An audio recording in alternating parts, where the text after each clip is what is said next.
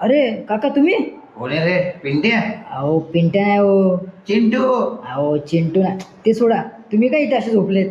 अरे झोपले तर म्हणजे अरे घरी झोपायला मला भीती वाटते आता. का काय झालं? अरे टेन्शन टेन्शन, या बायकांनी टेन्शन दिलंय मला. कसलं टेन्शन? अरे माझी बायको बोलते मला फ्रीज हवा. काय? हा, माझी बायको बोलते मला हो मला फ्रीज हवा.